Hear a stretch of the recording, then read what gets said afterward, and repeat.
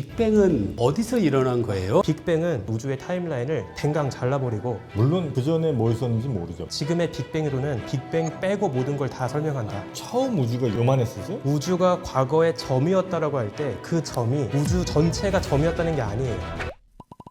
네, 반갑습니다. 끝이 없는 과학 이야기 재밌게 전해드릴 저는 정영진이고요. 각자 소개 부탁드리겠습니다. 은하들의 충돌과 진화를 함께 연구하고 있는 우주먼지 지용대입니다. 성균관대학교 물리학과에서 학생들을 가르치고 연구하고 있는 김범준입니다. 서울대 원자핵공학과 명예교수 서기준입니다. 요즘 학생들은 어떻게 예전 학생들보다 더 똑똑해졌습니까? 아니면 예전 학생들만 못합니까? 아주 오래된 고대 문서에도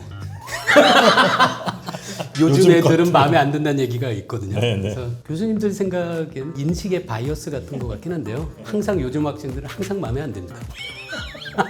물리학과 학생들인 거죠? 예. 그렇죠, 그렇죠. 예, 근데 그 물리학과 학생들 굉장히 존경스러워요, 사실. 어쨌든 물리학과에 간 학생들은 뭔가 이게 취직이라든지 이런 것보다는 조금 더 과학적인 호기심 이게 더 많은 친구들 아니겠습니까? 여기서 좀 오해를 바로잡아야 될 것 그런가요? 같은데요. 물리학과도 취직 잘 됩니다.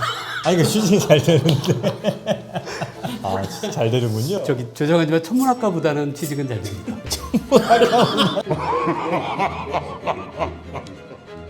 천문학과도 잘합니다. 네. 근데 이제 천문학이 아닌 일들을 잘 찾아서 하는 거지. 천문학을 살린 직업이 세상에 몇 개 없으니까 천문학과를 살린 직업을 할 수가 없는 거지. 천문학을 연구하면서 익힌 컴퓨터 기술, 코딩 기술, 이미지 처리 기술 이런 걸 살려서 다양한 산업에 가십니다. 저는 이제 취직을 못해서 연구를 하고 있지만 핵 쪽 어떻습니까? 그런 소문이 있었거든요. 취직하려면 물리학과로, 걱정 없으면 부자면은 물리학과로. 근데 진짜 우리 원자핵공학도 취직이 거의 안 되는. 정년 퇴임하기 2년 전부터 보면 독도가 그냥 썰렁해요. 근데 이제 요즘은 다시 붐비기 시작했더라고요. 그래서 하여튼 한 가지 희망적인 거는 이제 직업 시장에 돌아왔다. 우주는 늘 이제 미지의 공간이기도 하고 우리가 아직까지 뭐 사실 가본 사람이라고 해봐야 지구에 뭐 손꼽을 정도 아니겠습니까? 그러다 보니까 우주는 정말 어디까지 있나도 참 저는 늘 궁금한데 일단 우주는 어디부터 우주예요? 지구에서 얼마나 떨어진 우주입니까? 지금 우린 우주에 있습니다. 여기도 우주죠. 알겠습니다. 그러면 지구 밖으로는 어디부터가 지구 밖이에요? 이것도 되게 재미있는 질문인데요. 네. 질문 이렇게 생각해 볼게요. 어느 정도 고도까지 올라가야 비행기가 아니라 우주선이 될 수 있을까? 그 정의도 되게 치열한 논쟁이 있었거든요. 왜냐하면 지구의 대기권은 딱딱한 경계가 있는 게 아니라 점진적으로 밀도가 옅어질 뿐인 거잖아요. 그래서 이 밀도의 변화에 따라서 고도를 정해야 된다. 그래야 항공기를 만들지 우주선을 만들지를 우리가 정할 수 있으니까 그런 정의를 갖고 싸웠습니다. 그리고 현재 우리가 쓰고 있는 대표적인 기준은 고도 100km, 카르만 라인이라고 하는 경계선인데요. 100km? 100km로 정했습니다. 이유가 뭘까요? 100km로 정한 이유 거기서부터는 공기가 희박해갖고 뭐 연소가 안 되나요? 숫자가 간단해서입니다. 그냥 편해서. 97km쯤 하면 애매하니까 네, 이거를 정말 엄밀하게 밀도의 변화를 가지고 해야 뭐 70km, 80km 이렇게 할지를 쭉 논의하다가 그냥 100km 편하니까. 그 미터법을 SI 유닛을 모든 국가에도 받아들이지 않고 I를 쓴다면 우주의 시작이 바뀌었을 수도 있거든요. 160km로 그럴 수도 있겠네요. 네, 다행히. 네, 미국을 제외한 대부분의 나라는 킬로미터를 쓰고 있습니다. 미국에서는 다른가요? 우주 시작이? 아니요, 근데 거기도 약속을 같이 했겠죠. 네, 어차피 과학이니까 과학자들만 킬로미터를 씁니다. 근데 이제 우주는 크기가 지금 이제 나왔습니까 혹시? 우주 전체 크기. 우주 전체 크기 솔직히 말하면 알 수 없죠. 알 수 없지만 현재 우리가 파악하고 있는 거에 따르면 무한할 것 같아요. 무한? 네, 끝이 없이 무한할 것 같습니다. 말이 되나요 그게? 간접적으로는 우리가 유추할 수 있는데 우주 공간에 얼마나 많은 물질이 있고 우주 공간 자체가 얼마나 빠르게 팽창하고 있는지를 비교를 해볼 수 있거든요. 왜냐하면 물질이 있다는 건 중력을 작용하고 있으니까 팽창을 더디게 하고 느리게 하는 우주를 수축시키는 작용을 하고 있을 것이고 우주의 팽창 속도는 말 그대로 우주 자체가 넓어지는 효과인 거죠. 근데 이 두 개를 비교해 보니까 너무나 절묘하게도 더도 아니고 덜도 아닌 딱 고르게 우주가 팽창하고 있는 그 수준에 지금 이르러 있어요. 사실 이것 이것도 우리가 지난번에 얘기했던 미세 조정 문제에서 언급되는 이슈 중에 하나거든요. 왜 하필 이렇게 우주가 완벽하게 평탄하게 팽창하고 있을까? 근데 평탄하다는 건 이 지구 주변의 우주이건 더 멀리 떨어진 다른 곳의 우주를 보건 다 똑같이 주변이 같은 모습으로 보일 거다라는 거거든요. 그래서 아무리 우리가 더 멀리 가도 똑같은 우주가 또 있고 또 멀리 가도 또 똑같은 우주가 또 있고 그래서 이런 식일 것이기 때문에 지금 우주의 밀도를 보면 우주는 평탄하고 끝 없는 무한한 세계라고 보는 게 수학적으로는 타당합니다. 우주의 크기는 우리가 계산할 수가 없는 거군요. 그렇죠. 물리학에서는 우주를 정의할 때 그 철학적인 정의일 수도 있는데요. 서로 영향을 주고 받을 수 있는 모든 것들의 집합으로 정의하거든요. 우주를? 예, 그렇게 생각하면 아마도 우주는 무한할 가능성이 큰데요. 그래도 우리로부터 몇 억 광년 이상이라면 그렇게 먼 곳에서 무슨 일이 벌어졌든 우주의 나이 안에 우리에게 아직 정보가 전달되지 못하거든요. 빛의 속도를 생각하면. 거기까지만이 우리에게 영향을 미칠 수 있는 우주다. 관측 가능한 우주라고 불러요. 그런데 말씀하신 것처럼 시간이 지나면 더 멀리 있던 우주에서 출발한 빛도 우리한테 올 수 있잖아요. 그러니까 관측 가능한 우주는 우리가 앞으로 100억 년을 더 살면 당연히 더 멀어지죠. 근데 지금은 관측 가능한 우주가 460억 예. 광년 정도 반지름을 460억 갖고 광년. 있습니다. 460억 광년.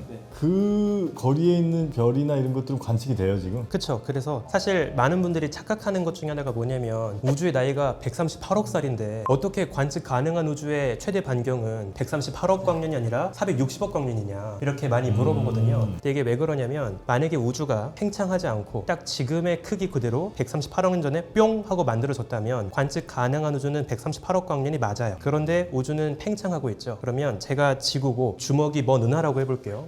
과거엔 가까웠습니다. 그런데 멀어지고 있죠. 이 은하를 떠난 빛은 그 사이에 날아오고 있어요. 얘는 계속 멀어집니다. 그러면 빛이 도달할 때쯤에 내가 보고 있는 이 빛을 보낸 은하가 현재 어디에 있을까를 생각해 보면 원래 거리보다 멀어질 수밖에 없는 거죠. 그래서 실제 관측 가능한 우주의 스케일은 460억 광년 정도 거리까지가 가능합니다. 실제로 최근에 제임스 웹 같은 걸로 다 확인이 되고 있어요. 460억 광년에 있는 애가 빛의 속도를 좀 더 빠른 빛을 보낼 수는 없는 거죠? 광속을 아마 넘을 수는 없을 테니까요. 광속은 우주 어디서나 일정하고 어떤 빛이나 똑같습니까? 빛이라고 하는 건 딱 하나거든요. 그러니까 결국 전자파라고 볼 수도 있는데 그러니까 그게 어디서 발하든지 똑같은 속도를 갖고 불변이다. 그러니까 이쪽으로 올 때 봐도 그렇고 저쪽 갈 때 봐도 그렇고 특수 또 일반 상대성 원리인데 이제 우리는 그런 생각을 하게 되는 거죠. 팽창한다면은 자 이런 공간이 있어요. 3차원이죠. 그렇죠? 그리고 우리가 몇 시간 전에 만난 시간이 있죠. 근데 그게 아니라는 거죠. 이 공시가 똑같이 하나의 천처럼 돼 있고 만약에 중력이 있으면요 거기가 이제 움푹 패이지는 거예요 이렇게. 그래서 거기를 빙빙 돌고 있고 그러니까 이제 일단 우리가 먼저 버려야 될 게 시간하고 공간이 따로다 갖고 있잖아요. 몇 시간 전에 왔고 여기 왔고 그전에는 집에 있었고 연구실에 있었고 뭐 어디 기차를 타고 있었고 그게 아니라는 거. 똑같다는 걸 똑같은 그 천 조각의 좌표축 그러니까 시공간이다. 그러면 이제 우리가 어떤 생각을 할 수 있냐면 자 이렇게 팽창하고 있다니 어디서부터 출발했을 것이다. 그럼 이제 뒤로 돌아가 가지고 어떤 점 소수점이 되겠죠. 첫 번째. 자, 그렇게 되면 어떻게 될까요? 문제가 생깁니다. 뭔가가 지금 있어요. 물론 암흑 물질, 암흑 에너지, something 뭔가가 있잖아요.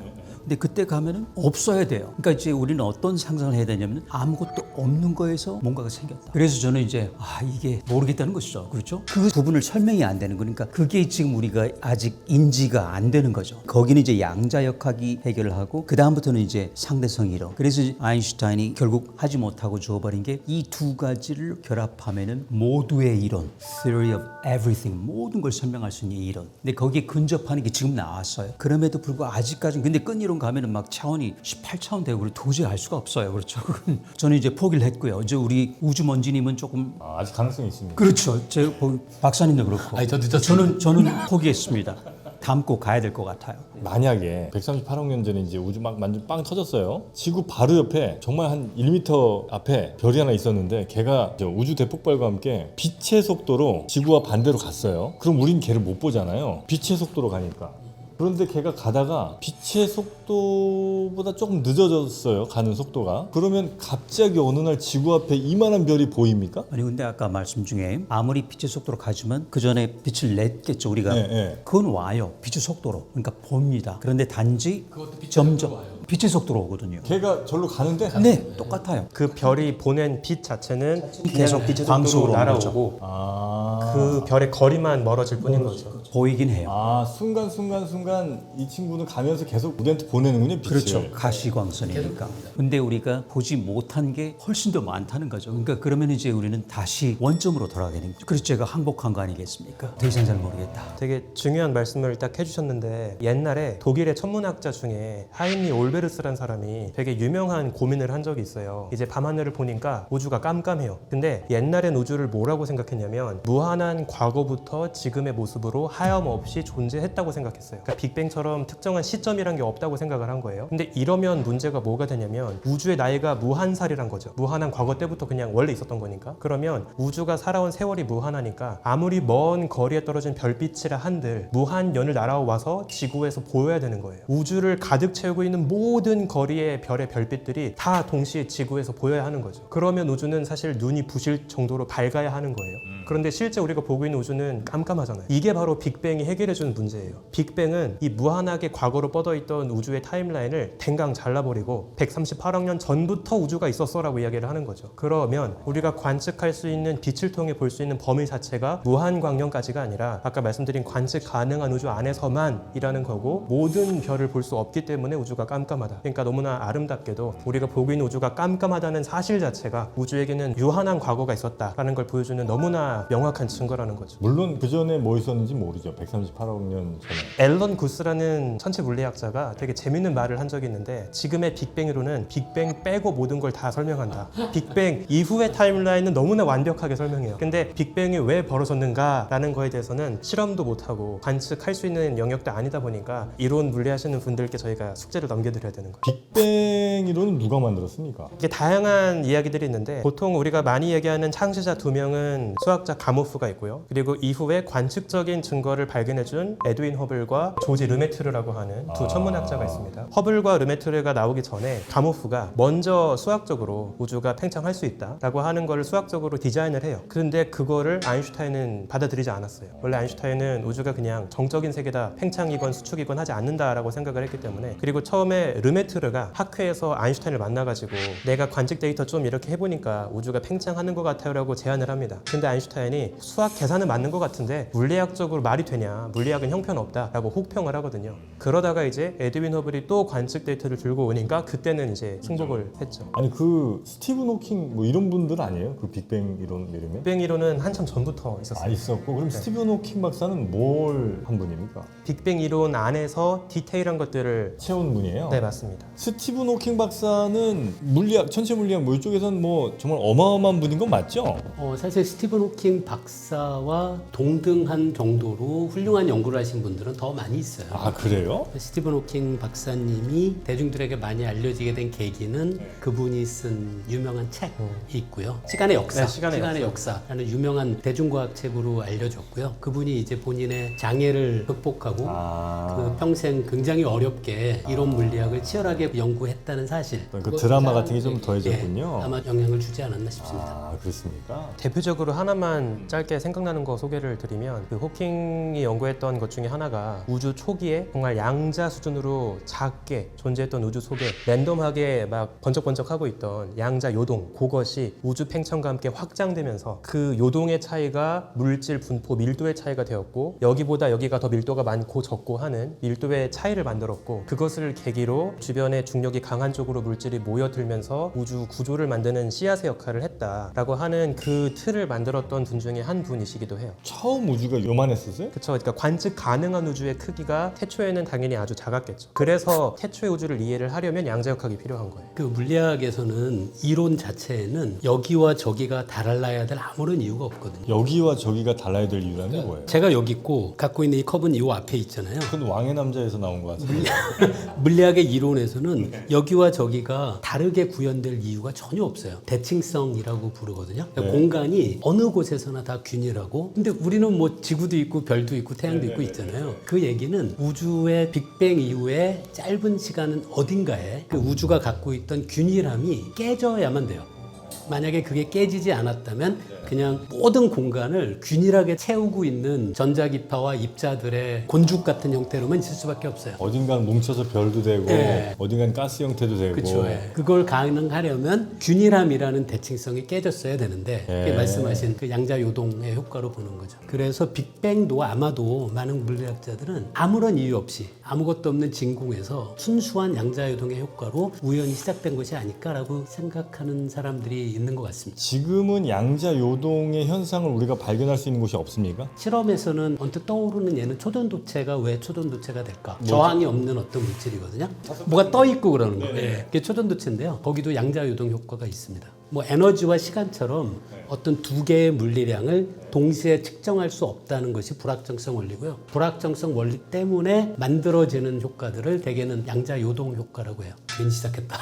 안 그래도 그 말씀을 서 교수님한테 좀 해석 좀 부탁드리려고 하고 어쨌든 있어요. 거기도 양자 요동 효과. 해석이 잘 안 되는데. 해석 안 됩니까? 일단 불확정성이라고 하면 진짜 아주 극미세한 세계로 가면은요. 우리가 본다는 건 뭐죠? 여기서 튀어나온 걸 관측하는 거란 말이죠. 근데 극초미세의 세계 가면 이렇게 치는 순간 이게 자리를 바꿔버려요. 그렇죠? 아, 네네네. 그렇기 때문에 우리는 영원히 여기 있다는 것, 정확한 위치를 파악할 수가 없다는 거죠. 왜냐면 우리는 거기서부터 출발해야 되거든요. 아까 보는 순간 애가 바뀌니까. 근데 보는 순간 밀려는 거죠. 그래서 이제 이게 동시에 위치하고 시간을 한꺼번에 맞출 수가 없다. 에너지하고 물질 동시에 우리가 볼 수가 없다. 근데 네. 문제는 이 우주가 물질하고 에너지로 돼 있단 말이에요. 거기에다가 반물질, 반에너지도 있고. 그리고 이게 동시에 존재하는데 그들이 만나면 그냥 사라져 버려요. 거기까지는 뭐 그래도 이해가 되는데 그 다음에는 이제 보이지 않는 게 거의 전부다. 그러니까 우리가 관측을 못하는 거죠. 봐야지 관측을 하고 해석을 하는데. 그러니까 그렇기 때문에 이제 진짜 불가사의 영역으로 되는데. 그래서 이제 그런 점에서는 우리가 큰 거 아까 말씀드렸던 그 관문 아주 초극미세 세계. 그러니까 빅뱅이라고 있었다면 이유는 모르지만 10억 분의 1, 1억 분의 1초 동안에 어떻게 움직였는지 그리고 그게 어떻게 퍼져 나가기 시작 그리고 어떻게 비균질화가 시작됐는지 그리고 어디서는 성운이 되고 어떤 데서는 이제 생성이 되고 항성이 되고 이런 것들을 설명해야 되거든요. 그리고 얼마나 많은 원자,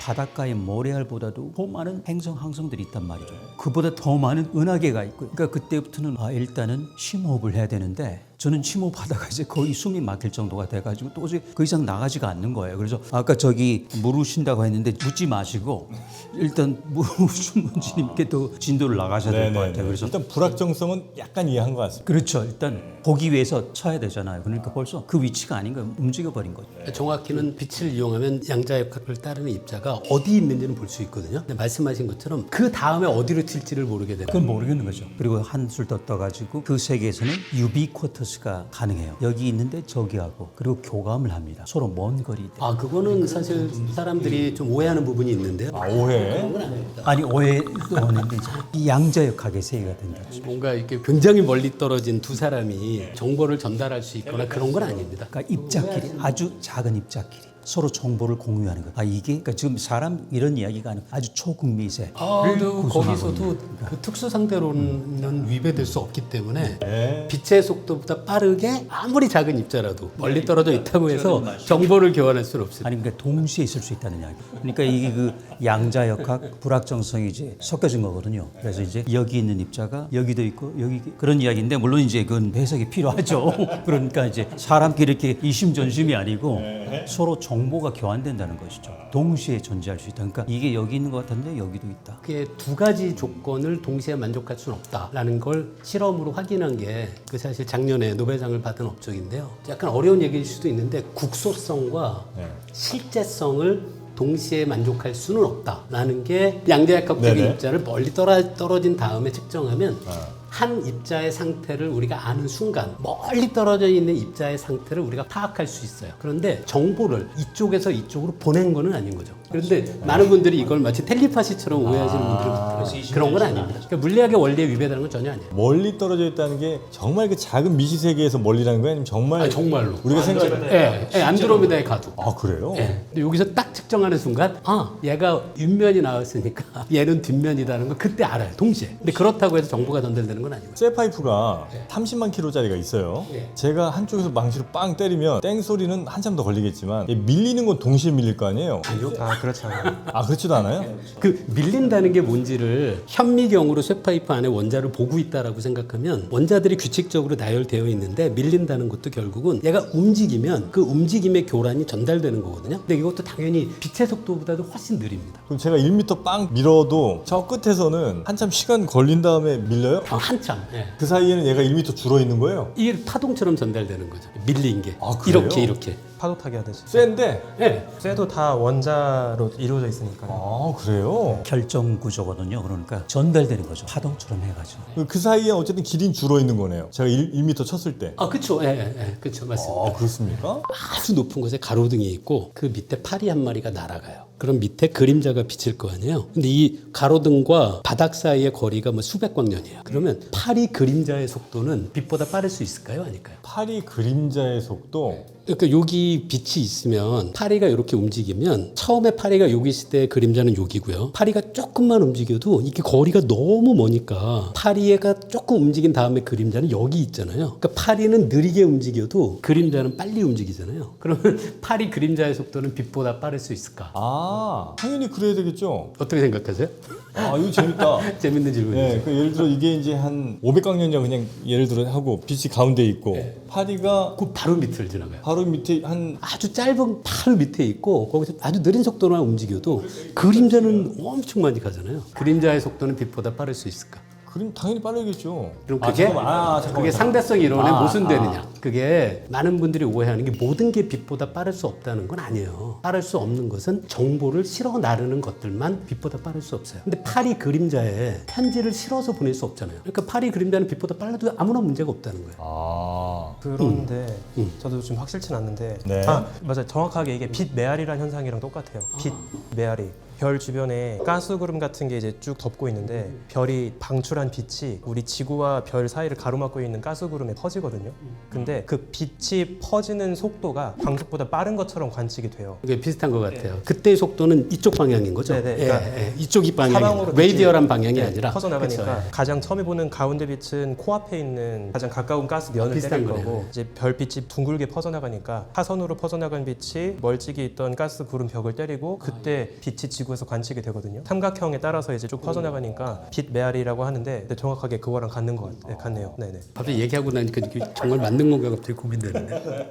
아니 근데 그 우주는 지금도 계속 커지고 있다는데 그건 맞는 얘기예요? 네, 그거는 모두 동의하고 있습니다. 천문학자들. 우주가 커지고 있으면 태양과 지구의 거리도 멀어집니까? 아, 너무 좋은 질문인데요. 네. 그런 걱정이 들 수 있죠. 갑자기 태양과 지구가 이별해서 내가 춥게 살면 어떡할까 이런 걱정이 들 수 있지만 사실 우주 팽창은 느려요. 이게 많은 분들이 우주 팽창을 막 다큐멘터리에서 묘사할 때 막 뻥 터지고 하니까 진짜 엄청 빠르게 벌어진다고 생각하지만 우리가 관측하는 우주 팽창의 속도는 거리에 비례해서 빨라질 뿐이에요. 저 수업 시간에 쓰는 장난감이 있어서 제가 예전에 다른 에피소드에서 혼자 할 때 하긴 했는데 제가 한번 수업 시간에 하는 것처럼 해볼게요. 여기 은하 3개가 있고요. 이제 간단하게 하기 위해서 고무줄 우주가 있습니다. 지금 제 오른손에 있는 이 은하에 제가 살고 있다고 해볼게요. 그리고 왼쪽에 있는 두 은하가 멀어지는 속도를 관측해 보겠습니다. 가까운 우주, 비교적 먼 우주가 멀어지는 속도를 한번 잘 보세요.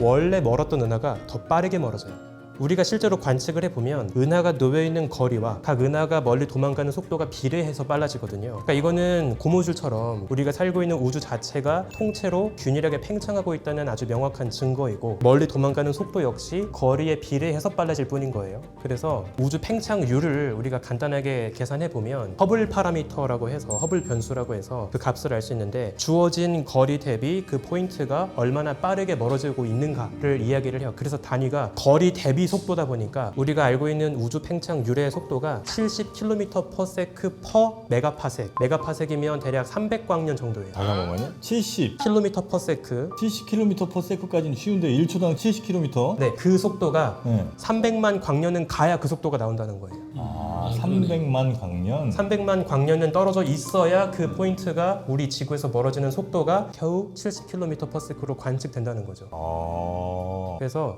태양계 아니면 한 250만 광년 떨어진 안드로메다 요 정도면 우주 팽창의 물살보다 서로 가까이 인접한 두 천체가 주고받는 인력, 중력의 효과가 압도적으로 강합니다. 제가 마지막으로 간단하게 요 얘기만 드려보면 오른손가락 5개가 가까이 모여있는 은하 5개고요. 왼손가락 5개가 또 자기들끼리 모여있는 은하 5개예요.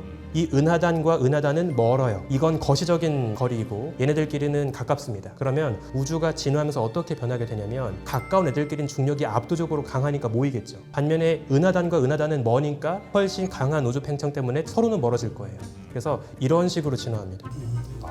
이런 식으로. 그러면 우리랑 태양은 좀 더 가까워지는 거예요? 그렇진 않아요. 우리는 이제 안정적으로 돌고 있으니까 태양에 잡아당기는 중력이 고스란히 지구가 도는 힘으로 쓰이고 있거든요. 균형이 잘 이루어지고 있고요. 네네. 그래서 우리는 계속 앞으로 오랫동안 예쁘게 궤도를 돌고 있을 겁니다. 대신 이제 우리 은하 내 별들은 좀 가까워지나요, 그러면? 아니요. 은하 안에서도 너무 지엽적인 스케일이어서 안드로메다까지 거리도 지엽적이거든요. 그러니까 가까운 은하단은 벗어나야 초은하단 정도의 스케일은 돼야 이제 우주 팽창이 유의미해지는 거죠. 우주에 약간 좀 중심 동네 좀 있습니까? 강남처럼? 이것도 너무나 중요한 질문인데요.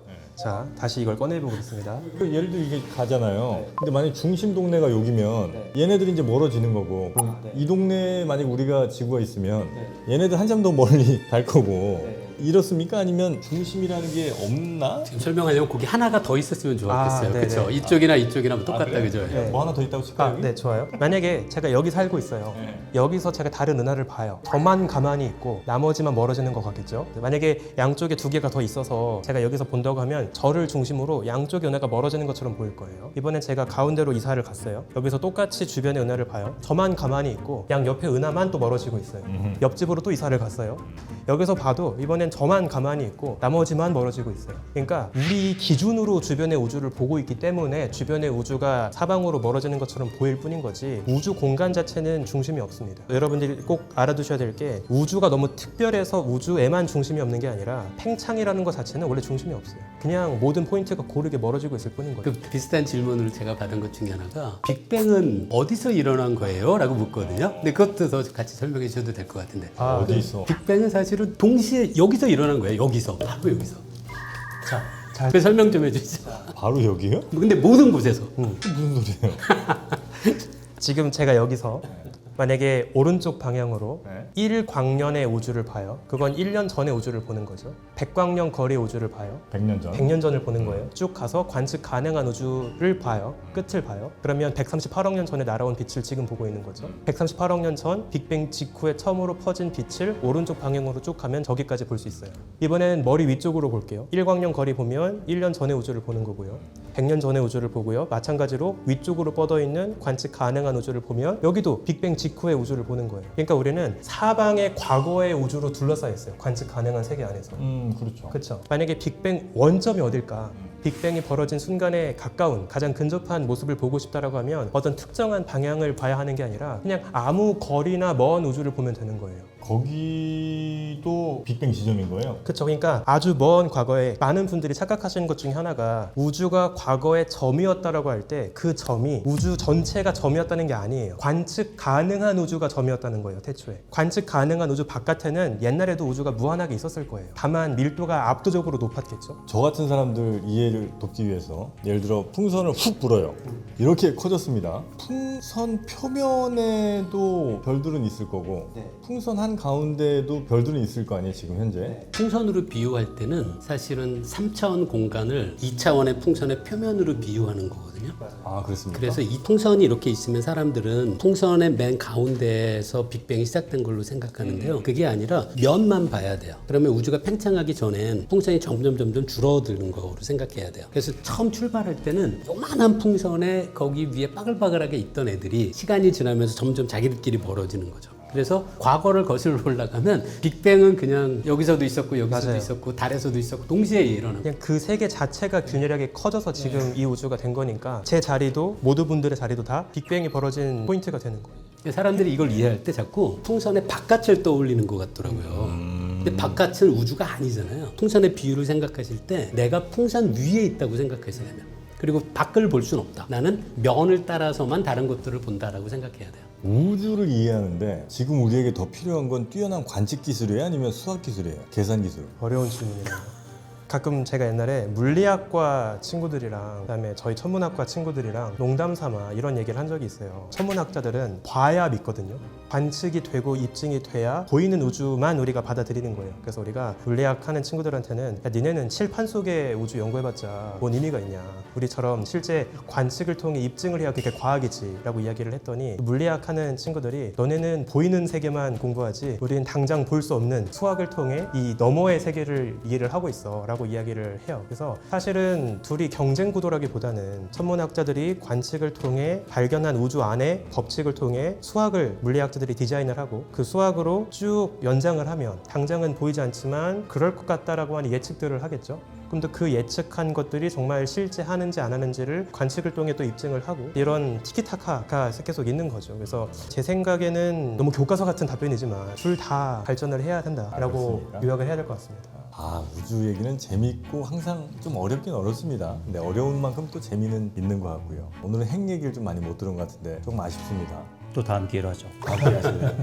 워낙 또 우리 서 교수님은 올리시는 그 영상마다 빵빵 터지더라고요. 역시 그 핵이라 그런가 이렇게 잘 터지는 것 같습니다. 요즘이 핵의 전성시대 같습니다. 이 채널을 열심히 보시다 보면 모든 것을 이해하는 어떤 큰 원리를 우리가 한번 찾아낼 수 있지 않을까 기대를 해보면서 오늘 이야기는 여기서 정리하고요. 다음 시간에 또 재밌는 과학 이야기 선생님께서 잘 좀 준비해서 전해주시기를 바라면서 오늘은 여기서 마무리하도록 하겠습니다. 함께해 주신 여러분 대단히 고맙습니다. 수고하셨습니다.